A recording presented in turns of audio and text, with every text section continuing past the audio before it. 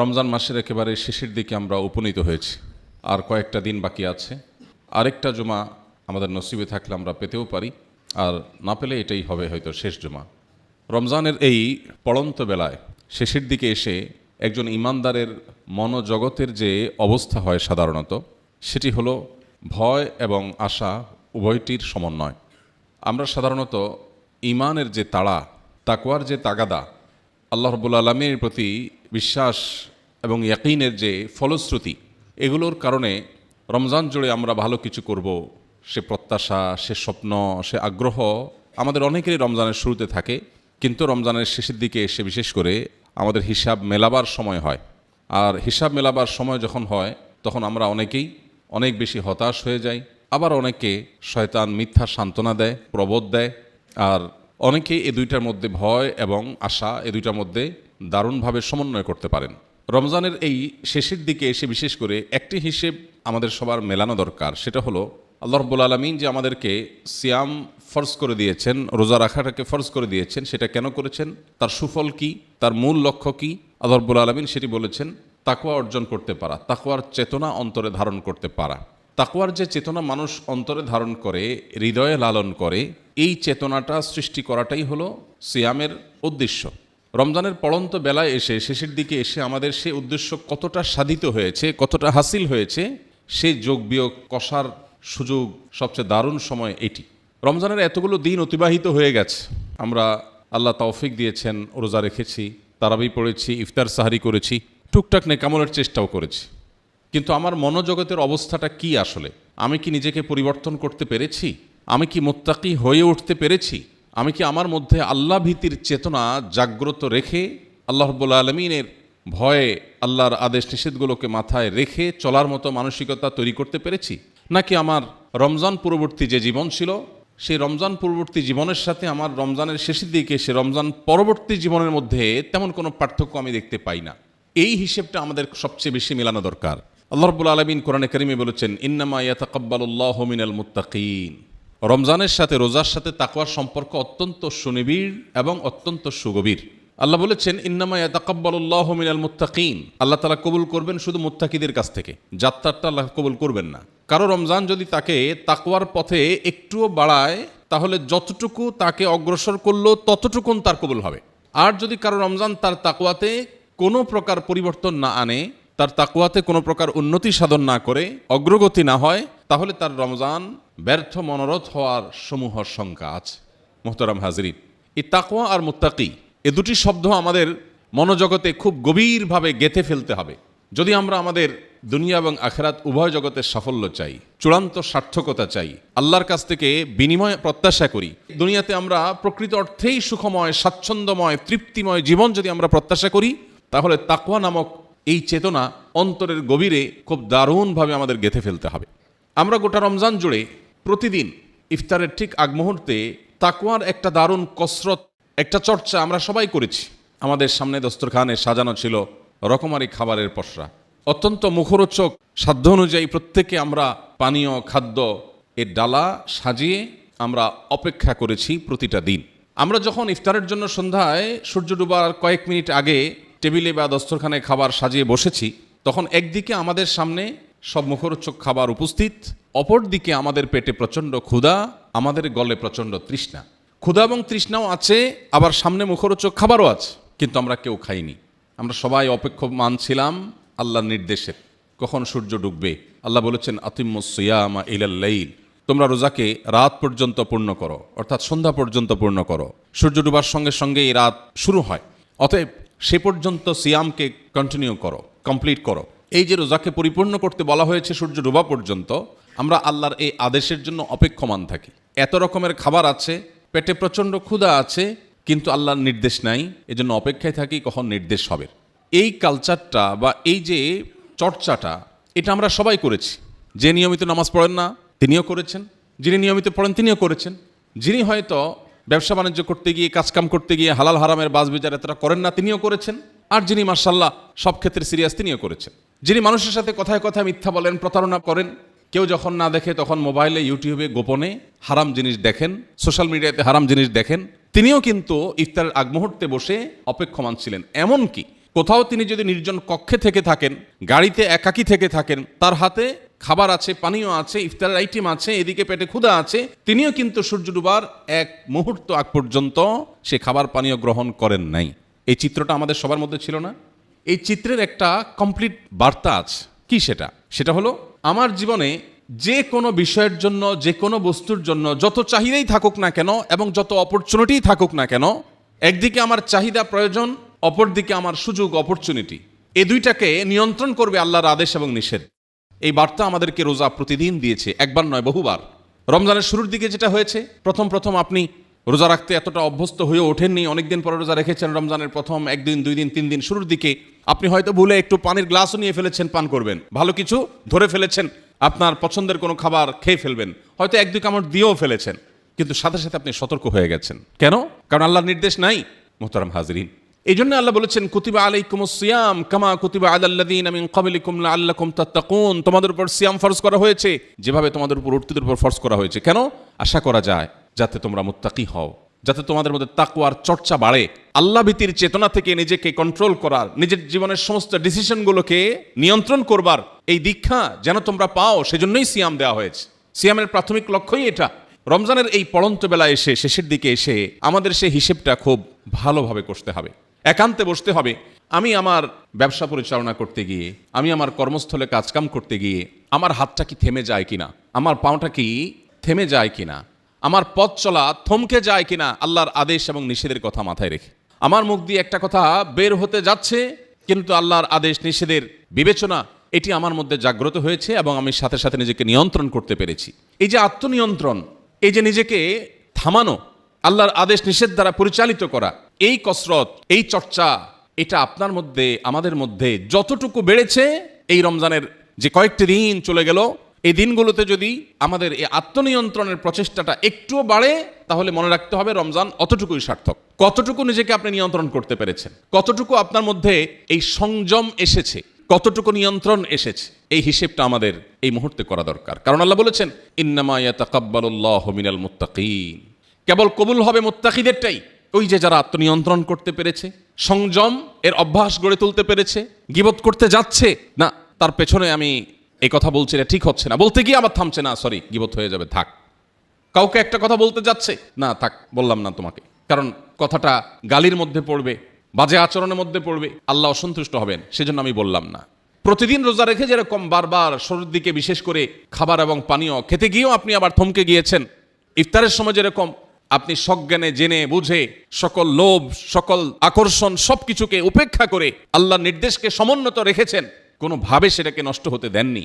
মোহতারাম হাজিরিন, সমগ্র জীবনের যে রোজা, সেই রোজা ঠিক রাখার প্রচেষ্টায় আমরা অগ্রসর হওয়ার এই আমল, এই চর্চা, এই অভ্যাস, এটা আমাদের রমজানের অবশিষ্ট যে দিনগুলো আছে সেগুলোতে আরো বেশি বাড়াতে হবে। আল্লাহ তাআলা আমাদের সবাইকে রমজান থেকে তাকওয়ার শিক্ষা গ্রহণ করে, মুত্তাকি হয়ে, তাকওয়া চর্চা করে আমাদের রোজাকে, আমাদের রমজানকে, আমাদের সিয়াম সাধনাকে সার্থক করার তৌফিক দান করুন। মোহতারাম হাজিরিন, অবশিষ্ট যে দিনগুলো আছে সেই দিনগুলোতে রব্বে কারীমের কাছে আমরা কায় মনোবাক্যে দোয়া করব, আল্লাহ রাব্বুল আলামিন অবশিষ্ট দিনগুলোর প্রতিটা মুহূর্তকে যেন কদর করার তৌফিক দান করেন। আমাদের নিজেদের পরিশুদ্ধ করার যে চেষ্টা, এটা সারা জীবন চলবে। ভারতের একজন কবি বলেছেন, কবি জিগর মুরাদাবাদী, বহু আগে, কয়েক যুগ আগের অতিবাহিত হওয়া কবি, তিনি বলেছেন, আরে ये কুস্তি তো হায় অমর ভর কি, কবি ও দবালে কবি তু দবালে। শয়তানের সাথে তোমার যে লড়াই, এটা তো আজীবনের লড়াই। কখনো সে তোমাকে কুপকাত করবে, কখনো তুমি কুপকাত করবে। রমজান এসেছে শয়তানকে কুপকাত করবার সুযোগ করে দেওয়ার জন্য। এই জন্য আমাদের আত্মশুদ্ধি, আমাদের আত্মনিয়ন্ত্রণ, আমাদের আত্মসংযম, এই বিষয়টাতে আমাদের সবচেয়ে বেশি মনোযোগী হতে হবে। আমরা সবাই জানি কোরআনে আল্লাহ তাআলা বিভিন্ন কথা বলার জন্য শপথ করেছেন, জানি না? অনেক কথা বলতে গিয়ে আল্লাহ তাআলা শপথ করে বলেছেন। শপথ সাধারণত মানুষ কেন করে? অবিশ্বাস্য কোনো কথাকে বিশ্বাসযোগ্য করে তোলবার জন্য শপথ করে। আল্লাহ রাব্বুল আলামিন কেন শপথ করেন? তার কোনো কথা তো অবিশ্বাস্য না। আল্লাহ শপথ করেন এই জন্য যেন বান্দা এটা বুঝে যে এই কথাটা আল্লাহ না বলে যদি কোনো বান্দা বলতো তাহলে শপথ করে বলতে হতো, এত গুরুত্বপূর্ণ কথা। তো কোরআনে আল্লাহ যত শপথ করেছেন, সাধারণত আল্লাহ তাআলা তার গুরুত্বপূর্ণ বড় বড় সৃষ্টিগুলোর নামে শপথ করে। এটা শুধু আল্লাহর শান, বান্দার জন্য সেটার অনুমোদন নেয়, নিষেধ পরিষ্কারভাবে হাদিসে আছে। বান্দা শপথ করবে শুধু আল্লাহর নামে, অন্য কোনো কিছুর নামে না। তো আল্লাহ তাআলা তার যে বড় বড় সৃষ্টিগুলোর নামে শপথ করেছেন, এরকম শপথ পুরো কোরআন জুড়ে আপনি পাবেন। কোথাও বলেছেন ওয়াল আসর ইন্নাল ইনসানা লাফি খুসর, যুগের শপথ, আসরের শপথ, কোথাও আল্লাহ তাআলা রাতের শপথ করেছেন, কোথাও দিনের শপথ করেছেন, কোথাও চন্দ্রের, কোথাও সূর্যের শপথ করেছেন, কোথাও একটি শপথ করেছেন, কোথাও দুটি করেছেন, কোথাও তিনটি করেছেন। কিন্তু কোরআনে কারীমের একটি জায়গা আছে সূরা শামস, এখানে আল্লাহ রাব্বুল আলামিন 11 বার শপথ করেছেন টানা, ধারাবাহিক। আপনি কোনো কথা বিশ্বাসযোগ্য করে তুলবার জন্য কারোর কাছে যখন বলেন আল্লাহর কসম, একবার বলা যথেষ্ট মনে করেন। খুব বেশি গুরুত্বপূর্ণ হলে আপনি ডাবল শপথ করেন, আল্লাহর কসম করে বলছে, আল্লাহর কসম করে বলছে, তার মানে বিষয়টা গুরুত্বপূর্ণ। আর যদি আপনি 3 বার শপথ করেন, তার মানে কত বেশি গুরুত্বপূর্ণ হলে 3 বার শপথ করে মানুষ বলে। আল্লাহ তাআলা কোরআনে কোথাও 1 বার, কোথাও 2 বার, কোথাও 3 বার শপথ করেছেন। কিন্তু অবাক করার ব্যাপার হলো সূরা শামসের শুরুতে আল্লাহ তাআলা ধারাবাহিকভাবে টানা নির্বিচ্ছিন্নভাবে 11 বার শপথ করেছেন। আপনি চিন্তা করুন, 11 বার শপথ করে তারপরে আল্লাহ থেমেছেন। কি কথা বলার জন্য 11 বার শপথ করলেন? কি এমন গুরুত্বপূর্ণ কথা যেটা বান্দাকে বলার জন্য আল্লাহ তাআলা 11 বার শপথ করেছেন? এর ধারে কাছের সংখ্যার শপথ গোটা কোরআনের কোথাও নেই। প্রিয় ভাইরা আমার, সেটা হলো এই যে বিষয়ে আমরা কথা বলছি, আত্মশুদ্ধি, আত্মনিয়ন্ত্রণ, আত্মসংযম। এই বিষয়টার গুরুত্ব বোঝাতে গিয়ে আল্লাহ 11 বার শপথ করে বলেছেন, কদ আফলাহা মান যাক্কাহা ওয়া কদ খাবা মান দাসাহা। যে নিজেকে পরিশুদ্ধ করতে পারল, নিজেকে পবিত্র করতে পারল, তার অভ্যাস ছিল মিথ্যা বলা, কিন্তু সে ছেড়ে দিয়েছে। তার ব্যবহার খারাপ ছিল, কিন্তু সে ব্যবহারটাকে ভালো করার চেষ্টা করে সফল হয়েছে, নিজেকে শাসন করেছে। তার মধ্যে লোভ ছিল, মোহ ছিল, সে নিজেকে নিয়ন্ত্রণ করতে পেরেছে। তার বদভ্যাস ছিল মোবাইলে হারাম জিনিস দেখা, সে সেখান থেকে বেরিয়ে এসেছে। তার বদভ্যাস ছিল হারাম জিনিস শোনা, সে সেখান থেকে সরে এসেছে, ট্র্যাক চেঞ্জ করেছে, জাহান্নামমুখী পথ থেকে জান্নাতমুখী পথে এসেছে। কদ আফলাহা মান যাক্কাহা। যে পরিবর্তন করতে পারলো নিজেকে, পরিশুদ্ধ করতে পারলো নিজেকে, নিয়ন্ত্রণ করতে পারলো নিজেকে, সংযমী করতে পারলো নিজেকে, আল্লাহ বলছেন 11 বার শপথ করে বলেছেন এই ব্যক্তি সফল হয়ে গেল। এই সাকসেস। হাসি তো আমাদের অনেকের মুখেই ফুটে, কিন্তু সে হাসি কয়দিন টিকে?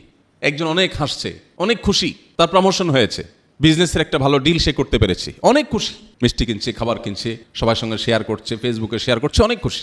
কিন্তু সে জানে না তার ঘাড়ের পেছনে আল্লাহর আরেকটা ফয়সালা অপেক্ষা করছে, যেটা তাকে কাঁদাবে।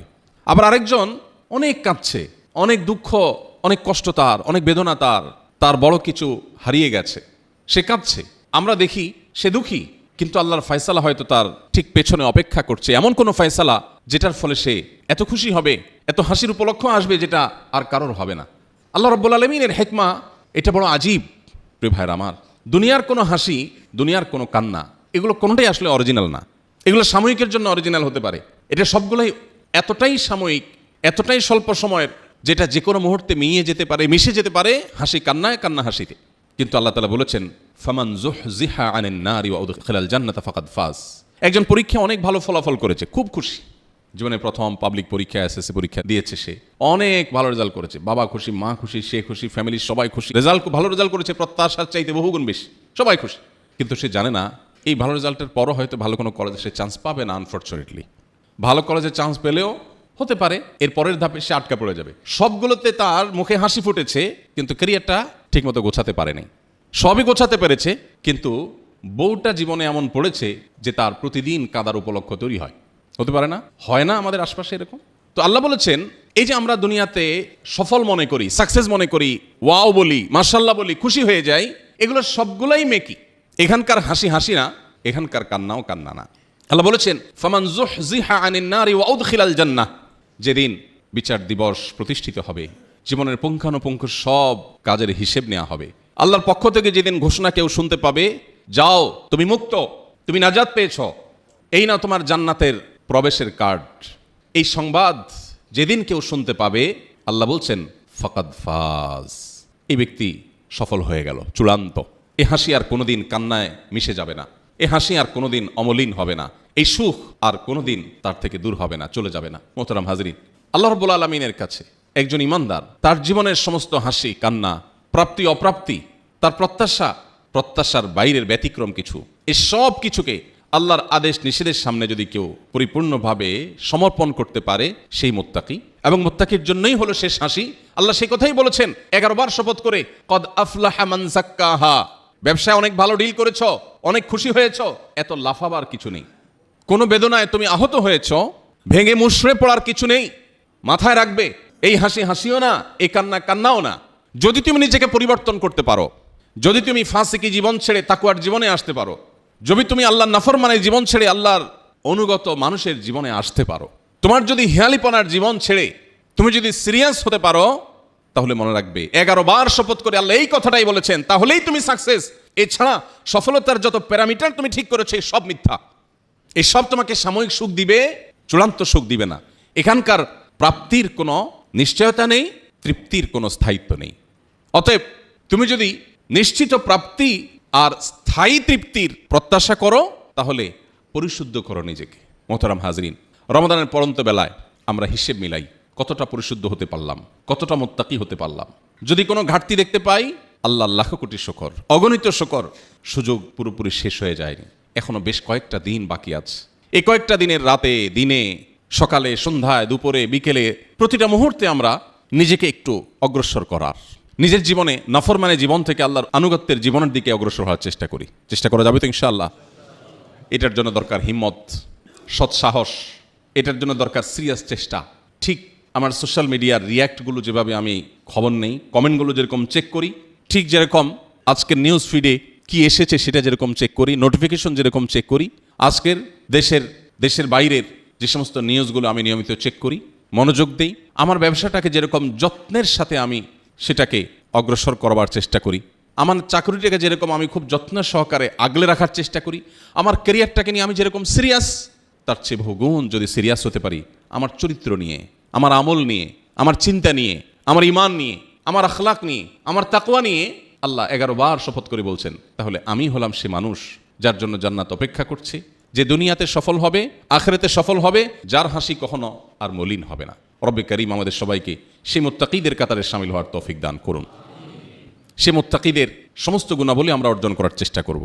রমজানের যে বাকি দিনগুলো আছে, আসুন প্রতিটা দিন সকল প্রকার গুনাহ থেকে বাঁচার চেষ্টা করি। এবং শুধু রমজান কেন্দ্রিক না, এই চর্চাটা, এই প্রশিক্ষণটা নেওয়ার উদ্দেশ্যই হলো রমজান পরবর্তী যে আরও 11 মাসের জীবন আসছে, এই 11 মাস জুড়ে প্রতিটা ক্ষেত্রে আমি তাকওয়া দ্বারা পরিচালিত হব। তাকওয়া আমাকে নিয়ন্ত্রণ করবে, তাকওয়া আমাকে বলবে খাও, খাবে না, ধরো, ধরবে না, এদিকে যাবে, ওদিকে যাবে না। ঠিক আমার ইফতারকে যে তাকওয়া কন্ট্রোল করেছে, ঠিক আমি ভুলে খেতে গিয়ে আবার খাইনি, আমার খাবারকে যে নিয়ন্ত্রণ করেছে, ঠিক এইভাবে আমার সামগ্রিক জীবনের প্রত্যেকটা কাজকে যদি নিয়ন্ত্রণ করে, প্রতিটা বিষয়কে যদি নিয়ন্ত্রণ করে, সোশ্যাল মিডিয়াতে হারাম কোনো কিছু, হারাম কোনো ভিডিও আমার চোখের এরিয়াতে আসছে, আমি তাড়াতাড়ি সরিয়ে ফেললাম, আমাকে যদি নিয়ন্ত্রণ করে, তাহলে আমাদের রমজান সার্থক, তাহলে সিয়াম সার্থক। আর না হলে রব্বা সাইমিন লাইসা লাহু মিন সিয়ামিহি ইল্লাল জু'। বহু রোজাদার আছে যাদের রোজায় উপোস থাকা ছাড়া আর কিছুই হয় না। আমরা যেন সেই হতভাগাদের কাতারে শামিল না হই। আল্লাহ আমাদের সবাইকে সেই তৌফিক দান করুক। অবশিষ্ট দিনগুলোকে আমরা তাকওয়ার মধ্যে কাটাবার চেষ্টা করব তো ইনশাআল্লাহ। শুধু রমজান নয়, রমজান পরবর্তী জীবনের জন্য প্রস্তুতি নিতে হবে। আপনার রমজান আপনাকে রমজান পরবর্তী জীবনে যদি 2-4টা বদ অভ্যাস থেকেও সরিয়ে আনে, তাহলে আপনি শুকর আদায় করেন, আপনার রোজা কবুল হয়েছে। কারণ আল্লাহ বলেছেন ইন্নামা ইয়াতাকাব্বালুল্লাহু মিনাল মুত্তাকিন, মুত্তাকিদেরটা আল্লাহ কবুল করেন শুধু। অতএব আপনি যদি মুত্তাকি হতে পারেন, 1 কদম মুত্তাকি হয়েছেন তো 1 কদম কবুল হয়েছে, 2 কদম হয়েছেন তো 2 কদম কবুল হয়েছে। যতটা পরিবর্তন করতে পেরেছেন নিজেকে, আপনার রোজা ততটা কবুল হয়েছে। এটা আল্লাহর প্রতি সুধারণা করতে পারেন। আল্লাহ আমাদের সবাইকে মাকবুল বান্দাদের, যাদেরটা আল্লাহ গ্রহণ করবেন, সেই বান্দাদের কাতারে শামিল হওয়ার তৌফিক দান করুন।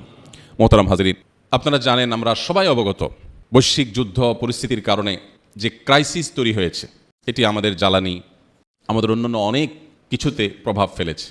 আমরা এতক্ষণ যে তাকওয়ার কথা বলছিলাম, আত্মনিয়ন্ত্রণের কথা বলছিলাম, আত্মশুদ্ধির কথা বলেছিলাম, এটার আসল এবং প্রকৃত রূপ এবং চেহারা ফুটে ওঠে আমাদের রাস্তাঘাটে, আমাদের অফিস আদালতে, বিশেষ করে এই গত কয়েকদিন ধরে খুব দারুণভাবে ফুটে উঠেছে আমাদের পেট্রোল পাম্পগুলোতে।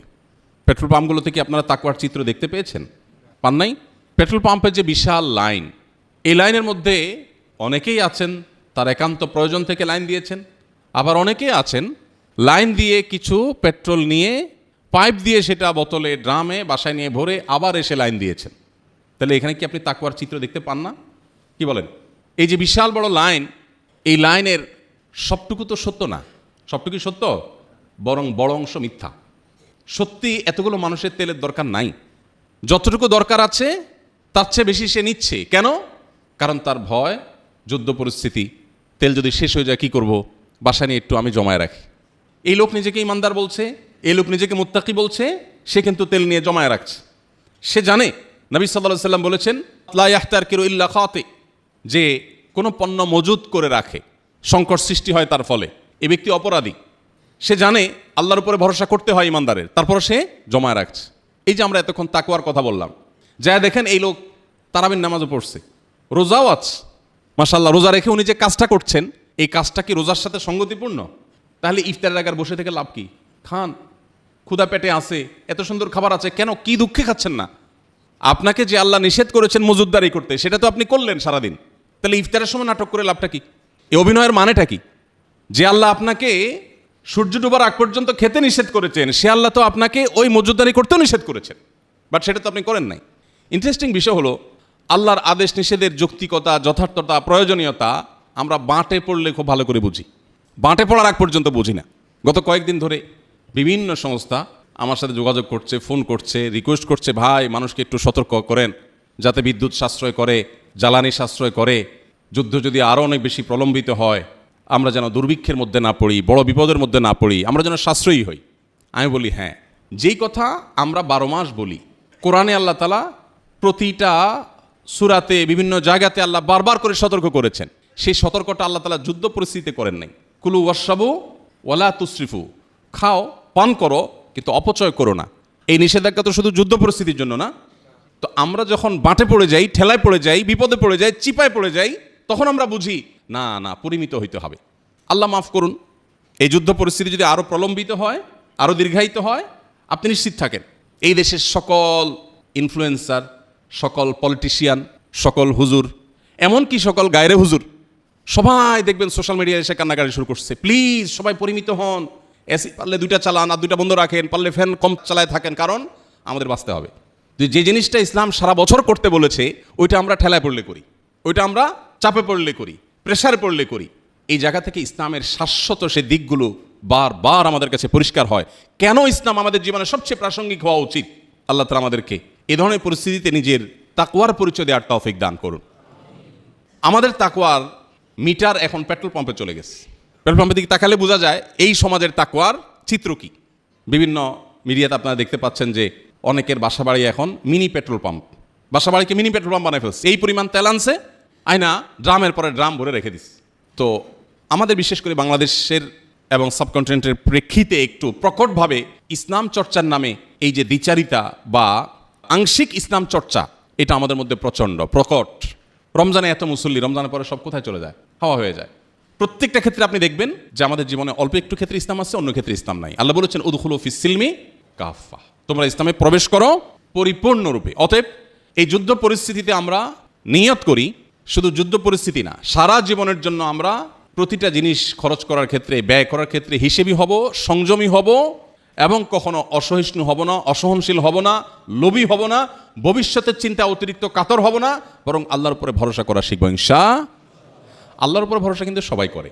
ওই যেই লোক তেল জমাইতে জমাইতে নিজের বাসারে পেট্রোল পাম্প বানায় ফেলছে, সেও কিন্তু আল্লাহর উপর ভরসা করে। কখন? তেল যখন কমতে কমতে একদম ড্রামের গোড়ায় বেঁধে যাবে। বাইরের পেট্রোল পাম্প তো অনেক আগে শুকিয়ে গেছে, ওনার বাসারটাও যখন শুকাতে শুকাতে শেষের দিকে আসবে, তখন দেখবেন উনি পরিপূর্ণ ইমানদারের মতো আল্লাহ রাব্বুল আলামিনের প্রতি পূর্ণ তাওয়াক্কুল করবেন, বলবেন আল্লাহ ভরসা। এতক্ষণ তেলের ভরসা ছিল, বাকিটা আল্লাহ ভরসা। মসজিদের সামনে থেকে জুতা চোরে নিয়ে গেছে, জুতা চোরের 14 গোষ্ঠীর নাম ধরে ধরে লিস্ট করে একদম গালি দিয়ে শেষ। অনেকক্ষণ পরে হুঁশ ফিরে আসছে, গাইলাম যে এতক্ষণ নিজের মুখটা নষ্ট করলাম, লাভ হলো কি? চোর তো নিয়ে বেচাও শেষ, তো ধরার উপায় নেই। তো যেহেতু আর কিছু করার নাই, এবার বলে যাক আল্লাহর জন্য মাফ করে দিলাম। দুনিয়ার সব মানুষ সোজা হয় আসলে কখন? পাটে পড়লে। আর সুদিনে সোজা হয় না। আমাদের কাজ হলো ভালো সময় সোজা থাকা। আমরা অন্তত শপথ করি, সংকল্প করি, আমরা অসংযমী হব না আমরা সহনশীল হব চেষ্টা করবো তো ইনশাআল্লাহ। এটাই হলো রোজার বার্তা, এটাই হলো রোজার মেসেজ, এটাই হলো রোজার মূল লক্ষ্য। সেটা যেন আমরা অর্জন করতে পারি। আল্লাহ তাআলা আমাদের সবাইকে তৌফিক দান করুন। নবী করিম সাল্লাল্লাহু আলাইহি সাল্লাম সমুদ্রেও যদি কেউ উযু করে, তাকেও পানি অপচয় করতে নিষেধ করেছেন। চিন্তা করতে পারেন আপনি, সমুদ্র যেখানে পানির জগৎ, সেখানেও উযু করতে গিয়ে অপ্রয়োজনে অতিরিক্ত পানি ব্যবহার করতে নিষেধ করেছেন। নবীজি সাল্লাল্লাহু আলাইহি সাল্লাম উযু করতেন, ছোট 1 গ্লাস পানি লাগতো, 1 মগ পানি দিয়ে তার গোসল হয়ে যেত। এটা তার চিরাচরিত অভ্যাস ছিল। আমরা যে পরিমাণ পানি অপচয় করি এই আধুনিক এই পৃথিবীতে, আমরা অনেক ক্ষেত্রে খুব ভালো মানুষ, আমরা মাশাআল্লাহ একটা পাখির কষ্ট সহ্য করি না, অনেক মানবিক। কিন্তু আল্লাহর এই সৃষ্টি পানি যে পরিমাণ নষ্ট করি আমরা, অজুতে যে পরিমাণ পানির টেপে আপনি খরচ করেন, একটা বালতিতে ধরে রেখে দেখেন যে ওইটা দিয়ে কয়েকজন গোসল হয়ে যাবে। যতটুকু অপচয় আপনি করবেন, আপনার জীবনে এমন পরিস্থিতি অবশ্যই আসবে যে যতটুকু অপচয় করেছেন ততটুকুর জন্য আপনাকে ক্রাইসিসে পড়তে হবে। এই জন্য শুধুমাত্র এই যুদ্ধ পরিস্থিতিতে না, আসুন আমরা নিয়ত করি, বিদ্যুৎ হোক জ্বালানি হোক, এগুলো ব্যবহারে আমরা সাশ্রয়ী হব, আমরা সংযমী হব, অপচয় করব না, অপব্যয় করব না, চেষ্টা করবো তো ইনশাআল্লাহ। এটা আমাদের নিজেদের প্রয়োজনে করতে হবে, এটা তাকওয়ার প্রয়োজনে করতে হবে, আল্লাহকে সন্তুষ্ট করার প্রয়োজনে করতে হবে। আল্লাহ আমাদের সবাইকে করার তৌফিক দান করুন।